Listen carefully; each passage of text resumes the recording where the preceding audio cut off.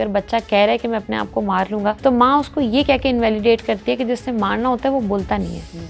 बच्चे के साथ you always have to engage, you can not just tell them कि तुम ये करके आ जाओ और मैं यहाँ बैठी हूँ, तुम एक्सरसाइज करके आ जाओ। क्या क्या प्रॉब्लम्स हैं जो मेंटल हेल्थ की जो अकर कर सकती हैं टीन्स में? एंजाइटी है, डिप्रेशन है, स्ट्रेस है, परफॉर्मेंस एंजाइटी है, अगेन इसी तरह से ईटिंग डिसऑर्डर्स है। बच्चों के अंदर एंगर आउटबर्स्ट हमेशा तब आता है जब वो अपने इमोशंस को रेगुलेट नहीं कर पाते। अस्सलाम वालेकुम everyone, welcome to another new episode of Momcast. आज की हमारी एपिसोड हमारी लास्ट पॉडकास्ट की कंटिन्यूएशन है, in which we talked about the mental health issues in teenagers. तो आइए हम इसको कंटिन्यू करते हैं। And the first thing that we'll talk about is कि how hormonal imbalances and the mental issues in teenagers are interconnected. So we have Tahira with us. Tahira, हमें थोड़ा सा बताएं कि इन दोनों में किसकी वजह से क्या हो रहा है। यमुना, जब भी हम इसकी बात करें तो बेसिकली साइकोलॉजिकल हेल्थ और फिजिकल हेल्थ दोनों एक दूसरे से जुड़े हुए हैं। तो बहुत दफ़ा ऐसा होता है कि फिजिकल हेल्थ की वजह से साइकोलॉजिकल इश्यूज आते हैं, और बहुत दफ़ा अमूमन ये भी देखने में आया है कि फिजिकल हेल्थ की वजह से साइकोलॉजिकल हेल्थ में इश्यूज आ रहे हैं। सो अगर हम कुछ पर्टिकुलर डिसऑर्डर्स की बात करते हैं, जैसे पीसीओएस की बात कर ली हमने, पॉलीसिस्टिक ओवरीज की बात कर ली हमने, फर्टिलिटी इश्यूज़ की बात कर ली हमने, एडोलसेंस की या पुबर्टी इश्यूज़ जो होते हैं उनकी बात की, तो वो साइकोलॉजिकल होते हैं जिनकी वजह से आपकी फिज़िकल डिफरेंसेस या फिज़िकल चेंजेस देखने में आते हैं। अच्छा, यहाँ पे हम जब स्टिग्मा की भी बात कर रहे थे तो मैं एक एग्जांपल यहाँ कोट करना चाहूँगी कि हम में से कितने लोग इस चीज़ का शऊर रखते हैं, समझ रखते हैं, या हमने इतना पढ़ा हुआ है, या कॉमनली ये टॉपिक इतना डिस्कस हुआ है जिसमें हमने बहुत कॉमनली ये टर्म यूज़ भी होती है पीएमएस की, या हम पोस्ट मेंस्ट्रुअल सिंड्रोम की बात कर रहे हैं, क्योंकि पीरियड्स आने से पहले का 1 हफ्ता और पीरियड्स होने के बाद का 1 हफ्ता, ये वो होता है जिसमें आपको सिवियर किस्म के साइकोलॉजिकल चेंजेस देखने में आते हैं, जिसमें एंजाइटी भी होती है, इरिटेशन भी होता है, एंगर आउटबर्स्ट भी होता है, क्राइंग स्पेल्स भी होते हैं, आपकी एपेटाइट के अंदर भी फ़र्क आता है, राइट? लेकिन हम ना तो इस बारे में बात करते हैं, ना ही अपने इर्द-गिर्द लोगों को बताते हैं, एंड अनफॉर्चुनेटली हम उस बच्ची को भी नहीं बताते जो इस तरफ जा रही है, राइट? एक बच्ची ऑलरेडी फिज़िकल सिम्पटम्स एक्सपीरियंस कर रही है, उसके साथ उसको साइकोलॉजिकल इस तरह के सिम्पटम्स एक्सपीरियंस हो रहे हैं जिसके बारे में उसको पता ही नहीं है, राइट? आप बड़ा एलियन फील कर रहे हैं ना, अपनी बॉडी के हवाले से भी, ज़हन के हवाले से भी, आपको पता नहीं कि किस वजह से क्या इफ़ेक्ट हो रहा है, कैसे इफ़ेक्ट हो रहा है, कैसे मदद करनी है, क्या चीज़ हेल्प आउट करेगी। उसमें आपने उसको समझाया हुआ भी नहीं, क्योंकि हम इस तरह के टॉपिक्स को अमूमन, अगेन जैसे आपने कहा स्टिग्मा है, तो हम उसको बिल्कुल ही चुप करा देते हैं। समवॉट हमारे अंदर डिप्रेशन की, एंजाइटी की, पोस्ट ट्रॉमेटिक स्ट्रेस डिसऑर्डर की फिर भी एक्सेप्टेंस आ गई है। लेकिन जब भी हम हार्मोनल इम्बैलेंसमेंट की बात करते हैं, कितनी दफ़ा ये देखने में आया है यमुना कि अगर 35 इयर्स का लड़का भी या आदमी भी शादी कर रहा है, तो वो उसके शादी के बाद वो प्रॉपर एक पेन फ़ील करता है, प्रॉब्लम फ़ील करता है, फिर वो उसके बाद साइकोलॉजिस्ट के पास आता है बिकॉज़ उसको परफॉर्मेंस एंजाइटी है, उसकी वजह से उसके फर्टिलिटी इश्यूज़ आ रहे हैं, राइट? यू सी के साइकोलॉजिकली उसको इतना प्रॉब्लम है कि फिज़िकली कोई प्रॉब्लम ना होने के बावजूद भी वो परफॉर्म नहीं कर पा रहा। आपको पता है कि हमारे यहाँ या जनरली भी अगर आप रिसर्चेज़ उठाकर देखें तो आपको अंदाज़ा होगा कि फर्टिलिटी के जो केसेस हैं उसके अंदर 30 टू 40% एंजाइटी का किरदार होता है। आप इतना एंशियस होते हैं कि आपकी बॉडी कंसीव नहीं कर पाती, राइट? वो उस मोमेंट को रिएक्ट नहीं कर पाती। But again we don't talk about it, we consider it as a stigma कि हम उसके ऊपर बात नहीं करते, हम बच्चों को, लड़कों को इस बारे में नहीं बताते। लड़कियों की तो फिर भी समवॉट पीरियड्स की कोई एजुकेशन हो जाती है, आपको समझाना ही पड़ता है ना, बिकॉज वो हर मंथ का सरप्राइज है, तो समवॉट आप बच्चे को थोड़ा सा एजुकेट कर देते हैं। लड़कों के जो प्रॉब्लम्स होते हैं उनकी सेक्सुअल हेल्थ को लेकर, उनकी फिजिकल हेल्थ को लेकर, we don't talk about it, right? We don't educate them. देखें, टीन्स की वो एज होती है जब जहन बच्चे वाला भी है और जिस्म जो है वो बड़े वाला बन रहा है, लोगों के इर्द गिर्द की एक्सपेक्टेशंस बिल्कुल एडल्ट्स वाली हैं। मुझे लगता है बिल्कुल सूटेड बूटेड अच्छा सा बंदा जो है ना वो बिहेव करना चाहिए मेरे बच्चे को, और आपने उसको एजुकेट कुछ भी नहीं किया, और जो टॉपिक्स जो है वो चीज़ें एक्सपीरियंस कर रहा है वो ज़िंदगी में हमने स्टिग्मा बनाई हुई है। हमारे पास कितनी बच्चियाँ, कितनी लड़कियाँ इस तरह से आती हैं यमुना, कि उनको जब पीरियड्स आए तो उनको लगा कि ये कुछ गलत हो गया हमारे साथ, राइट? वो किसी को बता नहीं सकती थी, या वो उनको एक इतना शेम फील हुआ कि ओके ये मेरे साथ क्या हो हमारे गया। सामने स्कूल्स So में one ऐसे thing- इंस्टेंसेस होते थे जिसमें फेलो क्लासमेट्स या आपसे जो जूनियर्स होते थे उसमें बच्चे usually used to be crying, और उनको वाकई ऐसा लगता था कि बहुत कुछ गलत हो गया उनके साथ। Exactly, so one thing which is a blessing for you, आपने बच्चे को तैयार ही नहीं किया कि वो उस ब्लेसिंग को रिसीव कर सकता है या सेलिब्रेट कर सकता है, so that has become a trauma. So now you see that that trauma which is coming every month to me, giving me a reminder of that first trauma I had like 10 years or 12 years ago. So हर हफ्ते जब वो चीज़ आती है तो उससे 3-4 दिन पहले मेरी बॉडी भी वैसे ही रिएक्ट करती है जैसा ट्रॉमेटिक एक्सपीरियंस का होता है, मेरा जहन भी वैसा ही रिएक्ट करता है. सो ये जो चीदा हमने साइकोलॉजिकल या बॉडी डिसऑर्डर्स की बात की, पीसीओएस की बात की, फर्टिलिटी इशूज़ की बात की, पीएमएस की बात की कि अगर आपको प्री मेंस्ट्रुअल या पोस्ट मेंस्ट्रुअल डिप्रेशन फील करता है, एंजाइटी फील करता है, रोना ज़्यादा आता है, बहुत सारी बच्चियों के अंदर ओवरवेट होने की एक बड़ी वजह पीसीओएस है, राइट? सो पीसीओएस एक ऐसी स्ट्रगल है कि आप एक रस्से को दोनों तरफ से खींचें और वो दोनों तरफ नहीं जा सकता, इक्वल फोर्स है.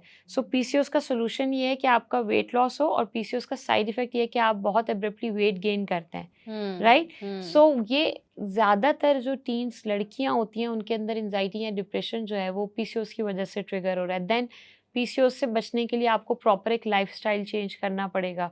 ठीक है, आपको बड़ा कॉमनली बताते हैं ना, चिकन नहीं खाएं, स्क्रीन टाइम कम हो, वॉकिंग टाइम ज़्यादा हो, ईटिंग हैबिट्स चेंज करें, स्लीपिंग हैबिट्स चेंज करें, लाइफस्टाइल चेंज. सो ये एक चीज़ बड़ी कॉमन है कि जितने भी हार्मोनल इश्यूज़ हैं वो चाहे मेंटल हेल्थ की वजह से हो, चाहे मेंटल हेल्थ की वजह से हार्मोनल इम्बैलेंसमेंट हो, चाहे हार्मोनल इम्बैलेंसमेंट की वजह से मेंटल हेल्थ इश्यूज आ रहे हो, उनमें lifestyle changes. And second thing which is most important is medicines. ठीक है, अगर आप मेडिसिन्स लेते हो तो आपके केमिकल्स बैलेंस होते हैं. आपने एक बहुत इंपॉर्टेंट यहाँ पे बात की है कि अवेयरनेस की बात की है कि हम बच्चों को और बच्चियों को अवेयर नहीं करते हैं about what is going to happen to them in puberty. तो मेरा आपसे सवाल ये है कि क्या पेरेंट्स को कोई फॉर्मल ट्रेनिंग या कोई प्रॉपर चैनल पता होना चाहिए जिसके थ्रू उनको एजुकेट करना है in the right way? Because उनको अवेयरनेस, उनको सिर्फ ये बता देना कि अच्छा ये प्रोसेस होना है, लेकिन उनको रीजंस देना, उनको समझाना कि ये आपकी बॉडी में क्यों अकर कर रहा है, ये कितना ज़रूरी है. देखिए ना, जो आपके बॉडीली चेंजेस आ रहे हैं तो वो बच्चा खुद भी नोटिस कर रहा है. साइकोलॉजिकल तो वो नहीं कर सकता, बॉडीली तो वो नोटिस कर रहा है. आपने उसको बता भी दिया कि आपकी बॉडी में ये चेंजेस आएंगे, it's not going to help, right? सिर्फ पता होना तो नहीं है ना, आपने उसको इतना मेंटली प्रिपेयर करना है कि वो उसको सेलिब्रेट कर सके, राइट? वो उसको रिसीव कर सके. It's a blessing, right? आप लड़की से, बच्चे से लड़की बन रहे हैं, लड़की से औरत बनते हैं. So every stage has own things to celebrate. So आपने उसको प्रिपेयर करना है. अगेन यहाँ पे पेरेंट्स की एंड देन स्कूल्स की रिस्पॉन्सिबिलिटी आती है. हमारे स्कूल्स के अंदर भी एक प्रॉपर डिसिप्लिन होना चाहिए जिसके अंदर आपको सेक्सुअल हेल्थ के बारे में, फिजिकल हेल्थ के बारे में एजुकेट किया जाए. पेरेंट्स को तो फॉर श्योर, लाइक अगर आपके पास बच्चा आपकी गोद में आता है तो आई गेस उसके बाद अगर कोई आपको खुद से ऑफर नहीं भी करे ना, आपके यहाँ इदारे हैं, आप खुद साइकोलॉजिस्ट के पास जाके कर सकते हैं, राइट? एक्चुअली बात ये है कि जैसे अभी आप बात कर रही थी ना कि हम सेलिब्रेट करें और बच्चों को बताएं और अवेयरनेस क्रिएट करें. बात ये है कि अवेयरनेस सिर्फ घर की हद तक नहीं है, बिकॉज हमारी सोसाइटी समटाइम्स इतनी ब्रूटल हो जाती है कि जैसे अगर ये पीसीओएस के मसले हैं या किसी बच्चे को अगर पीएमएस के इश्यूज़ हैं, पीरियड्स नहीं सही हो रहे, तो ख़ानदान में अगर किसी को ये बात पता चल जाए तो वो एक लेबल हो जाती है बच्ची ना कि हाय अच्छा ये हो गया इसके साथ, या ये कंसीव नहीं कर पाएगी. तो इस डर से भी ये बहुत एक ऐसे टॉपिक्स हैं जो पेरेंट्स अवॉइड करते हैं डिस्कस करना, कि ये पब्लिकली ना डिस्कस हो, क्योंकि फिर यूजुअली लड़कियां लेबल हो जाती हैं. तो ये और गलत रीजंस अटैच कर दिए जाते हैं कि जी अच्छा ये तो बाहर का, ठीक है बेशक जंक खाने से बहुत प्रॉब्लम्स होते हैं, लेकिन उनको बहुत गलत वे में, गलत रीजंस से अटैच कर दिया जाता है कि ये इन रीजंस की वजह से इवन अगर सही भी हैं रीजंस, तो the way you know the family people जो लोग डिस्कस कर रहे होते हैं वो बहुत वो चीज़ है ना, वही फिर मेंटली ट्रॉमेटिक हो जाता है बच्चे के लिए, and for the mother specially as well, कि वो सोसाइटी में इस तरह की बातें होनी शुरू हो जाती हैं कि वो सोसाइटी भी उतनी अवेयर नहीं है ना इन मसलों के बारे में. सो अगेन यमुना, यहाँ पर यही बात आती है कि जो बड़े हैं उनकी जिम्मेदारी बहुत ज़्यादा है. आज का जब भी हम बच्चों के बारे में या टीन्स के बारे में बात करते हैं तो उस टॉपिक के अंदर जो चीज़ हाईलाइट होती है वो होती है कि एडल्ट्स के पार्ट के ऊपर क्या रिस्पॉन्सिबिलिटी बनती है. देखिए, पेरेंट्स की रिस्पॉन्सिबिलिटी है प्राइवेसी मेंटेन करना. Most of the time teenagers को अपने पेरेंट्स से ये शिकायत होती है कि अगर मेरी कोई गलती थी या कुछ था तो आपने खाला, ताया, चाचा, मामू, नानी को क्यों बताया. इवन ये मेरे अपने घर में होता है. मैं अपनी नीस के बड़ा क्लोज हूँ, तो मेरी बहन अगर उसकी कोई बात मुझे बताती है तो आई ऑलवेज टेल हर कि डोंट डू दिस, राइट? ये चीज़ मेरा और उसका रिलेशनशिप भी स्पॉइल करेगी, और ये चीज़ उस बच्चे को ये रियलाइज़ कराती है कि अगर एक बंदा मेरे साथ अच्छा चल रहा है या मेरी रिस्पेक्ट करता है तो अम्मा उसको कंप्लेन कर रही हैं, right? So they don't like it. So बच्चे की प्राइवेसी मेंटेन करना ये पेरेंट्स की रिस्पॉन्सिबिलिटी है। So you don't have to discuss in TV lounge, लेकिन आपको अपने आप को एजुकेट करने की ज़रूरत है कि Yes. अगर आपके इर्द गिर्द कोई छोटा बच्चा है, कोई लड़की है, ज़रूरी नहीं है कि आपके अपने बच्चे भी हों, बिल्कुल जैसे आपने कहा आप टीचर हैं, तो you must be interacting with them. So बिल्कुल you need to educate yourself कि आपके पास ये सारी चीज़ें पता हो और आप इर्द गिर्द बच्चों को बताएं। एक तो ये भी मेंटेलिटी है ना कि मैं सिर्फ अपने बच्चे को बताऊं, ये भी हालत है, बिल्कुल right? So being an adult it's my responsibility कि मेरे करीब जो भी बच्चा उस एज ब्रैकेट में है, आप उसको बड़ा टाइमली एजुकेट करें ताकि it should not come as a surprise to them, Yes. Right? And secondly उसके साथ नेगेटिव एक्सपीरियंस ना जुड़े। मैंने बहुत सिंपल सी मिसाल दी कि अगर आपके पहले पीरियड से पीसीओएस के इश्यूज के साथ या फर्टिलिटी इश्यूज के साथ पहली एफिलिएशन ही नेगेटिव होगी, so it's going to be negative for the rest of your life. वो पूरा एक्सपीरियंस आपके लिए एक ट्रॉमेटिक हो जाएगा। एग्जैक्टली। यहाँ पे मैं सिर्फ एक छोटी सी बात ये करूँगी आपसे कि फिर डिसिप्लिन का फैक्टर हम किस तरह से लेकर आएँ टीन्स के साथ, क्योंकि हम जितने भी डिसऑर्डर्स और इसकी बात कर रहे हैं, और आपने भी ये बात की कि प्राइवेसी मेंटेन करनी है ताकि बच्चे को वो फील ना हो, इन्वेडेड फील ना हो, लेकिन फिर बच्चे तो फिर शेर होते जाते हैं ना। वो तो कहते हैं हम ये काम भी गलत करेंगे और हमें कोई कुछ बोले भी ना, और फिर तो उनको डिसिप्लिन कैसे किया जाए, उनको किस तरीके से ये बात, मतलब हम इतना ज़्यादा अथॉरिटेटिव भी ना हो और हम उनको राइट एंड रॉन्ग का डिफरेंस भी साथ साथ बताते जाएं। अच्छा, इसमें देखें ना एक चीज़ बड़ी कॉम्प्लिकेटेड सी वो ये होती है कि देखें यहाँ तो बीइंग अ पेरेंट हम क्या करते हैं कि यहाँ तो हम गिव इन कर देते हैं और यहाँ हम कहते हैं कि नहीं इसकी 4 मैंने मानी है, अब ये मैंने नहीं माननी, राइट? वो जो एक मेंटेलिटी होती है ना कि बिल्कुल रिजिड हो जाते हैं आप कि अब मैंने इसकी 4 मान ली है तो ये 5वीं मैंने नहीं मानी, मैंने नेगोशिएट नहीं करना, बार्गेन नहीं करना। देखिए पेरेंटिंग में always open about you need to be always open about negotiation, you always have to be open about bargaining, सही, right? If you have this mentality कि ओ नहीं मैंने आपसे कहा आप ये नहीं करेंगी, अब बच्चे ने कर दिया, तो आप तो खुद ही इतना ज़्यादा ऑफेंसिव हो गए ना कि अब आप कैसे देखें, जब आप ऑफेंसिव माइंडसेट में होते हैं you can never sort out that thing, right? So बच्चे को डिसिप्लिन करने का मतलब ये नहीं होता कि आप उसका कंट्रोल छीन लें, उसकी पर्सनैलिटी को बिल्कुल जो है वो मस्क कर दें, और ना ही उसको फ्रीडम देने का मकसद ये होता है कि अब सारे फैसले वो करेगा। टीन्स की एज वो होती है जहाँ पे पर्टिकुलरली पेरेंट्स और बच्चे कंट्रोल शेयर करते हैं, राइट? जैसे आप किसी को ड्राइविंग सिखा रहे होते हैं ना, तो कंट्रोल शेयर्ड होता है। सो इस एज के अंदर you always have to be open about it कि आपने वो कंट्रोल बच्चे से शेयर करना है। एट टाइम्स आप उसकी बात मानेंगे, एट टाइम्स आप उसको कन्विंस करेंगे। सो डिसिप्लिन करना बच्चे को कोई गलत चीज़ नहीं है, फ्रीडम देना कोई गलत चीज़ नहीं है, but again you have to be very much mindful कि आपने किस लेवल तक देना है, कहाँ पे आपने किस तरह से इंटरवीन करना है। अच्छा ताहिरा, मुझे ये बताएं कि अगर हम सेल्फ हार्म की बात करें तो काफ़ी टीनेजर्स ऐसे होते हैं जो हम देखते हैं कि सेल्फ हार्म की तरफ आ जाते हैं इन सिनेरियोज, तो उसमें व्हाट आर दोज रीजंस जिसकी वजह से वो इस हद तक पहुंच जाते हैं कि वो अपने आप को नुकसान पहुंचाएं, एंड बीइंग अ पेरेंट हमें फिर वो इश्यूज किस तरह एड्रेस करने चाहिए? अच्छा देखिए, पहला तो आपको आइडेंटिफाई होता है कि वहाँ पे कम्युनिकेशन बैरियर है। जब भी कोई शख्स अपने आप को तकलीफ़ पहुँचाता है तो दो रीज़न्स होते हैं। एक ये कि उसको लगता है कि वो अपना पेन कम्युनिकेट नहीं कर सकता। दूसरा ये होता है कि उसको लगता है कि कोई समझ नहीं सकता, राइट? इसकी बहुत आम सी मिसाल ये होगी कि आप अमूमन देखेंगे जब हमें भी कभी बहुत गुस्सा आता है तो हम खाना छोड़ देते हैं। सो खाना छोड़ना is the form of self harm, right? But ये इतने माइनर लेवल के ऊपर होती है कि हम इसको अब्यूज़ कंसिडर नहीं करते। बट ग्रेजुअली ये बढ़ता है। जिन रिलेशनशिप में या जिन हाउस होल्ड में या बच्चों को, बड़ों को ये फीलिंग होती है कि ये रिलेटेबल नहीं है, मेरी माँ समझेगी नहीं, राइट? मेरी बहन नहीं समझेगी, अब्बा नहीं समझेंगे, तो वो अपने उस पेन को कम्युनिकेट करने के लिए वो अपने आप को तकलीफ़ पहुँचाते हैं। अच्छा, ये लर्न्ड बिहेवियर है, ठीक है? अगर मैंने एक दफ़ा खाना छोड़ा and I got that attention whatever I needed, वो मुझे मिल गई, तो मुझे ये एक मैसेज भी मिल गया अनकॉन्शियसली कि मुझे अगर कुछ चाहिए, मुझे अपनी बात मनवानी है तो I can go with this way, right? So it's a learned behaviour, ठीक है? अच्छा, जितने भी लर्न्ड बिहेवियर्स होते हैं they can always be unlearn, ठीक है? So that's the hope. चूँकि ये लर्न बिहेवियर है तो इसको आप अनलर्न कर सकते हैं विद द थेरेपी। अच्छा, थेरेपी तो एक पार्ट है। जब हम घर पे बात करें कि पेरेंट्स देख रहे हैं, आप कैसे आइडेंटिफाई करेंगे कि आपका बच्चा अपने आप को नुकसान पहुँचाएगा? अगर हम पिछले 10 साल का रिकॉर्ड उठा के देख लें तो जो सुसाइड्स हुई हैं, हर दिन के हर मिनट के अंदर एक बंदा पूरी दुनिया में सुसाइड कर रहा है, राइट? अच्छा, एक दिन के अंदर एवरेज पाकिस्तान की अगर आप बात करते हैं तो 10 से 12 लोग सुसाइड कर रहे हैं। अगेन हमारे पास रिपोर्ट उस तरह से नहीं होती due to different factors which is like religion is one of them. फिर उसमें जब हम इसको मज़ीद डीपली देखते हैं तो जो टीन्स की सुसाइडल रेट्स है वो सबसे ज़्यादा हाई है, right, due to several reasons and one of that is कि they feel that disconnection, nobody understands them. So when somebody is committing suicide or when somebody is trying to harm themselves, objective जो होता है वो अपने आप को ख़त्म करना या अपने आप को तकलीफ पहुंचाना नहीं होता, ऑब्जेक्टिव उस बात को या उस पेन को कम्युनिकेट करना एज होता अ है। Protest, it's a protest, exactly. अच्छा, अमूमन ये देखने में आई, ये मिथ होती है कि जिससे वो कहते हैं ना, हमारे यहाँ तो इनफैक्ट हमने ऐसा भी अपनी प्रैक्टिस में देखा कि अगर बच्चा कह रहा है कि मैं अपने आप को मार लूंगा तो माँ उसको ये कह के इनवैलिडेट करती है कि जिससे मारना होता है वो बोलता नहीं है, right. So we have several examples के जिन लोगों ने सुसाइड की वो पहले छोटे छोटे निशान छोड़ रहे साइंस थे, दे चुके थे। These were for cry for help, कि जी वो आपको बता रहे थे कि मेरा ये दिल करता है। बहुत दफ़ा कोई आपको आकर ये नहीं बोलेगा कि कल मैं अपने आप को गोली मार लूंगा। बहुत दफ़ा लोग ये भी कहते हैं कि मेरा दिल करता है मैं ज़िंदगी ख़त्म कर दूं, मुझे ज़िंदगी में आगे कुछ नज़र नहीं आता।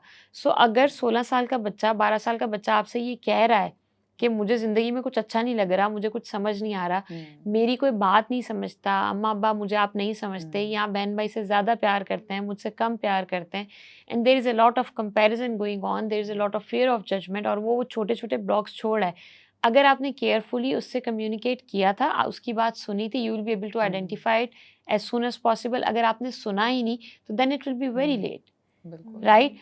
हमारे यहाँ आपको I don't know how fairly I can say this, कि हमारी जो टीन गर्ल्स हैं, आप आधी से ज़्यादा ख़वातीन को जब आप उनसे पूछते हैं तो उन्होंने अपनी ज़िंदगी में कम से कम twice they try to commit suicide, right. I am not saying कि वो सक्सेसफुल रही, अनसक्सेसफुल थे, एंड लेटर ऑन जब आप उनसे पूछते हैं तो वो कहते हैं नहीं यार मैं तो रिग्रेट करती हूँ, वो बात इतनी बड़ी थोड़ी थी, उस वक्त वो बात उसको बड़ी लग रही थी, and there was nobody to support her कि नहीं यार तुम्हारी फीलिंग्स, हमने बात की थी ना कि आपकी फीलिंग्स वैलिड है, right, now let's talk about it कि इसको एक्सप्रेस कैसे करना है। अच्छा, इन सब बातों में जो हम कॉज की बार बार बात कर रहे हैं वो है बहुत ही कॉमन कॉज जो कि डिप्रेशन होता है, और ये लीड करता है एक अनदर एक्सट्रीम स्टेप को जो कि होता है सब्सटेंस अब्यूज, और ये आपस में इतना ज़्यादा इंटरकनेक्टेड है कि we can not pick out from another, right. तो हम इसको किस तरीके से, इस प्रॉब्लम को किस तरीके से डील करें, क्योंकि सब्सटेंस अब्यूज़ तो एक ऐसी चीज़ है कि आप उसको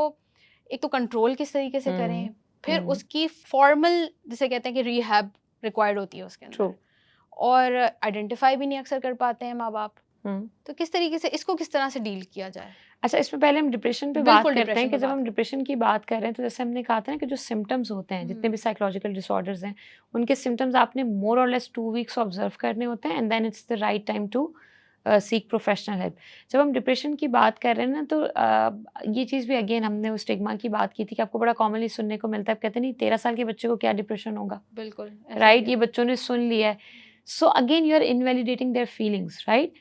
डिप्रेशन जो है वो डीप रूटेड होता है, बहुत स्ट्रॉन्ग होता है, और डिप्रेशन सिर्फ ऐसा नहीं होता जिसमें आप विड्रॉन हो जाएं, फंक्शनल डिप्रेशन भी होता है। Maybe somebody is sitting with you, talking with you, they are very normal, आपको लगेगा ये सब इनका बिल्कुल ठीक है। हमारे पास मल्टीपल एग्जाम्पल्स हैं, सेलिब्रिटीज़ की उठा के देख लें, रियल लाइफ उठा कर देख लें, जहाँ पे वो बंदा लास्ट मोमेंट तक बिल्कुल फंक्शनल था, बिल्कुल नॉर्मल था, nobody could see that, nobody could in fact have this idea कि ये बंदा जाके सुसाइड कर लेगा या ये किसी डिप्रेसिव फेज से गुजर रहा है। So when we are talking about depression in teens, the one thing which you can identify, again I will say, they gradually वो सोशली विड्रॉन हो जाते हैं, right, they will stop talking to you. अच्छा, उसमें होता है कि हम कहते हैं कि नहीं लास्ट मोमेंट तक बिल्कुल नॉर्मल था, वो नॉर्मल नहीं थे, आपने ऑब्जर्व नहीं किया। सो डिप्रेशन के अंदर सेल्फ हेल्प टेक्निक्स के अंदर, यहाँ अगर हम पेरेंट्स के एंड के ऊपर बात करें तो क्या चीज़ मदद कर सकती है, again I will say you have to be there with them, right, let them cry, let them speak about the pain. Depression और एंजाइटी की जो हम डिफ्रेंशिएट करते हैं, तो डिप्रेशन में लोग पास्ट इवेंट्स के बारे में बात करना चाहते हैं, वो उसकी तसल्ली होती है 4 घंटे बात करके रो के। मैं और आप क्या करते हैं, डोंट टॉक अबाउट इट, जितना इस बारे में बात करोगे मजीद डिप्रेस होगे, राइट। सो वो जो पेन है, जिसको वो जो ग्रीफ है, जिसको एक्सप्रेस करने की नीड मेरे अंदर है, आपने मुझे रूम नहीं दिया कि मैं उसको एक्सप्रेस कर सकूं। So no matter how much you were there, it's not helping me, right. So इसी को जब हम लीड करते हैं, सो नेक्स्ट स्टेप क्या आता है कि लोग सेल्फ हार्म, बहुत एक्सट्रीम केसेस में सेल्फ हार्म सुसाइड की तरफ चले गए।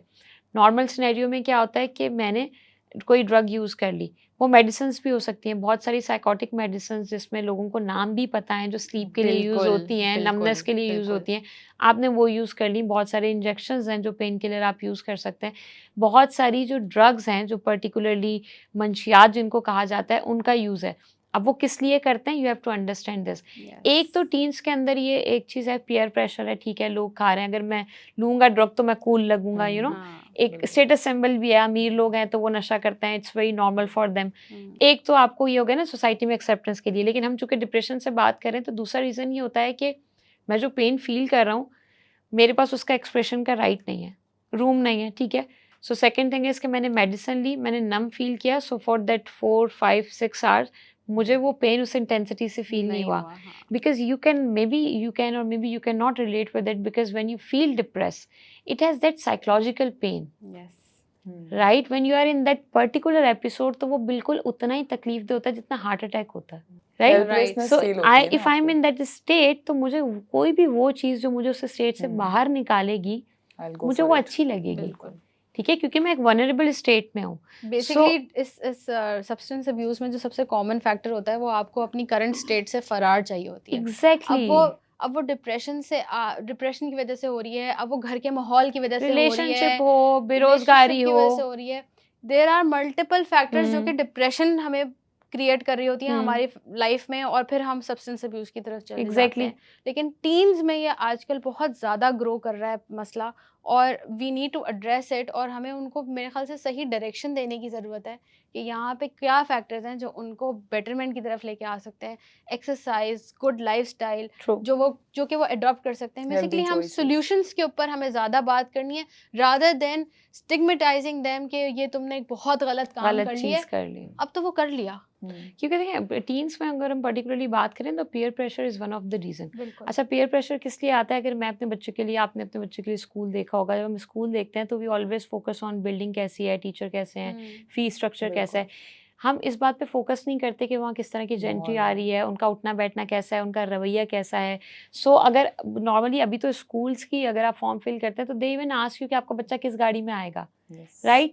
सो बाकी बच्चे भी फिर उसी लोकेलिटी, उसी सराउंडिंग, उसी बिहेवियरल मॉडिफिकेशन के आ रहे हैं ना। So you can not expect कि आपका बच्चा वहाँ पे कुछ डिफरेंट करेगा। एक चीज़ तो ये है, जो पीयर प्रेशर है, you need to make your child that emotionally independent, कि उसके ऊपर वो चीज़ इफेक्ट ना करे। दूसरा आपने कहा कि देखिए हेल्दी लाइफस्टाइल, अगेन अगर मेरा हेल्दी लाइफस्टाइल नहीं है तो मेरे बच्चे का भी नहीं हो नहीं सकता। होगा। सो हाउ मेनी टाइम्स अगर मैं अपने बच्चे से कहूँ कि बेटा तुम रोज़ वॉक पे जाया करो और मैं उस वक्त स्क्रीन टाइम या कुछ भी ऐसा बिल्कुल, काम कर रही हूँ जो बिल्कुल। मुख्तलिफ है, बच्चे के साथ you always have to engage, yes. Right? You can not just tell them कि तुम ये करके आ जाओ और मैं यहाँ बैठी हूँ, तुम एक्सरसाइज करके आ जाओ। अच्छा, सबसे पहले हमें ये बहुत ज़रूरी है समझना कि जो एक मेंटल हेल्थ को लेके ये एक स्टिग्मा है ना कि ये कुछ नहीं है और कोई मसला ही नहीं है। जैसे अभी ताहिरा ने जो बात की कि जब हम सिंपली इनवैलिडेट कर देते हैं, तो ये बहुत ज़रूरी है कि पहले तो हम ये समझें कि it is there and it is very much there.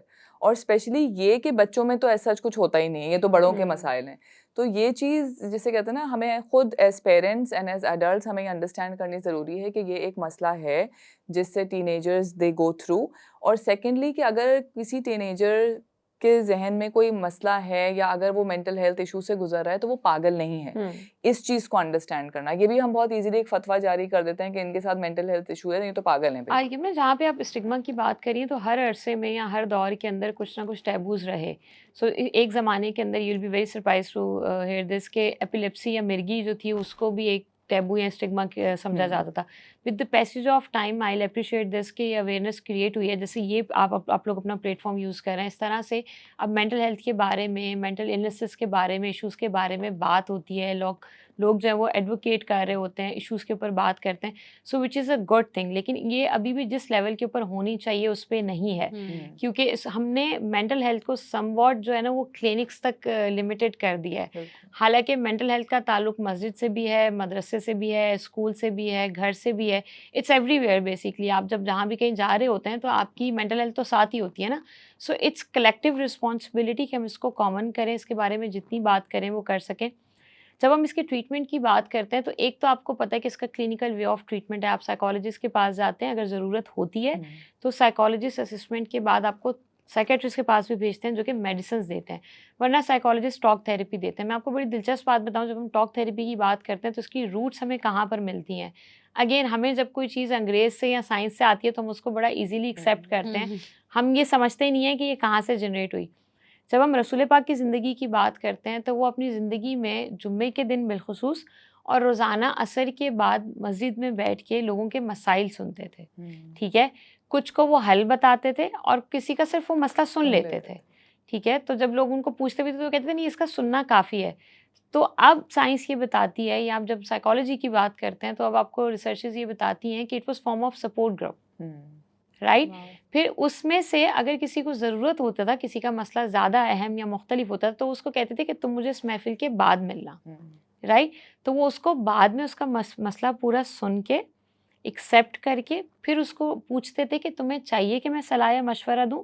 अगर वो हामी भरता था तो वो उसको मशवरा देते थे, right. So this is what therapy is. I think इसमें बहुत ज़्यादा ज़रूरी ये भी है कि हम अपने, जब किसी को ट्रीटमेंट मिल रहा है या उसकी थेरेपी चल रही है, तो हम सराउंडिंग्स भी उसके लिए वैसी ही क्रिएट करें, हम बाकी लोग भी उसको उसी तरह समझें। बिल्कुल। वो उसी का बाय प्रोडक्ट है कि आप जब अवेयरनेस फैलाएंगे, आप लोगों को बताएंगे कि भाई ये प्रॉब्लम है, जब ये स्टिग्मा हटेगा। जो भी उनके एरियाज है ना, जैसे टीनेजर है वो घर में है, स्कूल में है, यूनिवर्सिटी में है, फ्रेंड्स में है, तो ये जितना भी इन्वायरमेंट है इन सबको कंड्यूसिव होना बहुत ज़रूरी है कि अगर वो घर में है तो घर के तमाम अफराद को इसकी नॉलेज होनी चाहिए कि उसको किस तरह डील करना ये है। बिल्कुल स्कूल ऐसे ही है। देखें, अगर आपके घर में कोई शख्स है जिसको एंजाइना का मसला है, हार्ट इश्यूज हैं या डायबिटीज़ है, तो बाकी सबको भी उसके बारे में नॉलेज आना शुरू हो जाती है। फिर आप उसको कहते हैं नहीं नहीं, इसको मीठा नहीं देना, इसको शुगर है, इसका दिल करता है लेकिन इसको देना नहीं है, इसको हार्ट का इशू है, इसका बीपी नहीं बढ़ना चाहिए।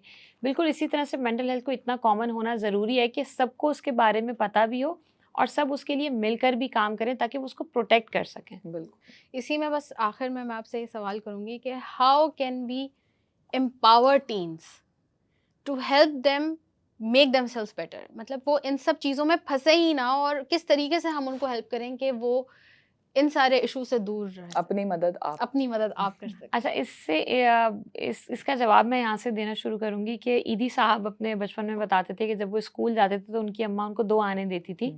एक आना देती थी अपने लिए और एक आना उनसे कहती थी कि जो भी तुम्हें वहाँ कोई मिले जिसके पास ना हो, जिस बच्चे के पास, तुम उसको दे देना। तो वो उनको दे देते थे।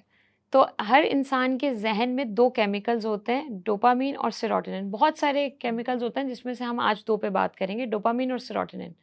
अच्छा, डोपामाइन हमेशा तब रिलीज़ होता है जब मैं अपने लिए कुछ करूँ, राइट? मैंने कुछ भी ऐसा किया जिससे मुझे अच्छा फ़ील हुआ। अब वो कुछ भी हो सकता है, गाड़ी खरीदना, एक तरह के कपड़े पहनना, खाना खाना, कुछ भी ऐसा जो मैंने अपनी ग्रेटिफ़िकेशन के लिए किया तो वो डोपामाइन है, राइट? कुछ भी ऐसा जो मैंने किसी को खुश करने के लिए किया, सोशल रिस्पॉन्सिबिलिटी के तहत के लिए किया, लोगों के हक अदा करने के लिए किया, तो उसके नतीजे में सेरोटोनिन रिलीज़ होता है, right? Unfortunately when you see it around, तो हमारे जो आगे आने वाले बच्चे हैं उनको हमने फ्रेम ऐसा किया है कि उनका डोपामाइन रिलीज़ होता है। They do everything for their sake, even we do everything for their sake, and we somehow we end up teaching them कि वो सबसे इम्पोर्टेंट है and their quick gratification is very important. So उनकी importance is fine. अगर आपने उनको empower करना है तो you have to make them realize कि वो सबसे अहम है। उनके पास ये इख्तियार है कि वो अपनी मदद भी कर सकें, वो अपने इर्द गिर्द लोगों की भी मदद कर सकें, और आप उन पे वो ट्रस्ट करते हैं। नेचुरली जब आपका ब्रेन इस तरह से ट्यून होता है ना कि वो सेरोटोनिन रिलीज करने वाले काम करेगा, आप एक्सरसाइज करेंगे, आपका सेरोटोनिन रिलीज होगा। आपका व्हाट्सएप पे मैसेज आ रहा है, आप में से कितने लोगों को आई डोंट नो पता या नहीं पता, लेकिन आपके मोबाइल के नोटिफिकेशन से जितना आपको रश मिलता है, exactly that rush will you feel when you will smoke a cigarette. See, so आपका दिमाग अगर सारा 24 घंटे डोपामिन रिलीज होने के ऊपर ही चल रहा है, तो यू कैन नॉट एक्सपेक्ट कि आप हेल्दी एम्पावर टीन्स जो है वो दुनिया में क्रिएट कर रहे हैं। एक चीज़ मैं यहाँ पे और ऐड करूँगी कि नॉर्मली जब एडल्ट कम्युनिकेशन होता है तो हम बड़ा मेच्योरली बात करते हैं, हम अच्छे लफ्ज़ों का इंतखाब करते हैं। हालांकि अब मैं कुछ भी कहूँ आप उसका असर नहीं लेंगी, because you are mature enough and you understand कि आपने मुझसे क्या लेना है और क्या नहीं लेना। बच्चे के सामने हम इतना इररिस्पॉन्सिबल बिहेव करते हैं एंड वी थिंक कि ये समझ नहीं रहा, राइट? आप क्लासरूम के अंदर देखें, आप घर में देखें, अगर कोई गाली दे रहा है तो 2 बड़े बैठे होंगे तो आप गाली नहीं देंगे, अब्बा बैठे हैं, ताया बैठे हैं, चचा। बच्चा बैठा होगा तो आप आराम से आपस में गालम गलोच कर रहे होंगे, यू डोंट माइंड इट, आपको लगता है बच्चा कैसे सीखेगा, right? This is what you need to understand कि आपको बच्चे के सामने ज़्यादा बेहतर अपने आप को पेश करना है, बिकॉज बच्चे के लिए आप रोल मॉडल हैं, एडल्ट्स के लिए आप रोल मॉडल नहीं होते। सो टीन्स को एम्पावर करने के लिए first thing you can do is कि आप अपना कम्युनिकेशन स्ट्रॉन्ग करें। कम्युनिकेशन कैसे स्ट्रॉन्ग होता है? आपको रोज़ाना 1 घंटा बैठ के उनके साथ टेबल टॉक करने की ज़रूरत नहीं है, आप उनके साथ स्पोर्ट्स में इंगेज हो। रिसर्चेस ये बताती हैं कि जो पेरेंट्स बच्चों के साथ डिफरेंट एक्टिविटीज़ में इन्वॉल्व होते हैं, चाहे वो मूवीज़ साथ देखना हो, वॉक के लिए जाना हो, क्रिकेट खेलना हो, कोई बोर्ड गेम खेलना हो, उनके अंदर बेहतर रिलेशनशिप बिल्ड होता है पेरेंट्स या एल्डर्स के साथ। सो आपको एक टीम की तरह से लेकर चलना है, पेरेंट्स के साथ, टीचर्स के साथ, ग्रैंड पेरेंट्स के साथ, और बच्चे को ये फील कराना है कि everybody trust them and then again they have the room to make a mistake. So अगर आपका बच्चा कोई गलती करके आपके पास आता है, be open about it and tell them कि हाउ टू फिक्स इट। जब हम बच्चे की गलती लेबल कर देते हैं, उसको कम्युनिकेट कर देते हैं लोगों में, उसको बार बार दोहराते हैं, अरे तुम छोड़ दो, तुमसे नहीं होगा, तुमने तो ये किया था, या तुम तो हो ही बदतमीज, तो वो बच्चा बेहतर होने की कोशिश नहीं करता। So once you label somebody with something, they will not struggle to prove it otherwise. So you always have to tell them कि they are good and they still have the potential to be more good than this. Thank you Tahira for joining us and blessing us with this insightful conversation. और बहुत important बात यहाँ पे ताहिरा ने हमें ending note के तौर पे दी है, और वो ये कि जब हम दूसरों के लिए करेंगे, जैसे कि ईदी साहब करते थे कि एक चीज़ अपने लिए रखी और एक चीज़ दूसरे को दी, ये फीलिंग डेवलप करना, ये कॉन्शियस डेवलप करना अपने बच्चों में, तो आपके बच्चे बहुत कुछ आगे मज़ीद सीखेंगे। इस वक्त ज़्यादा ज़रूरत ये है कि हम अपने बच्चे से ज़्यादा अपने ऊपर काम करें। अगर हम चाहते हैं कि हमारा बच्चा किसी पर्टिकुलर तरीके से बात करे, किसी पर्टिकुलर तरीके से काम करे, तो बस पहले आपको ख़ुद वो करना पड़ेगा और ख़ुद सीखना पड़ेगा। मेहनत तो अभी भी बाकी है। Once a parent always a parent. अब रात को जाके फीडर्स तो बनानी नहीं है, लेकिन दिन में जाकर थोड़ी सी रिसर्च ज़रूर करनी है, अवेयर ज़रूर करना है अपने आप को और अपने बच्चों को समझना है। Thank you for joining us and watching our episode. Take care, like, share and subscribe on Momcast. अल्लाह हाफ़िज़।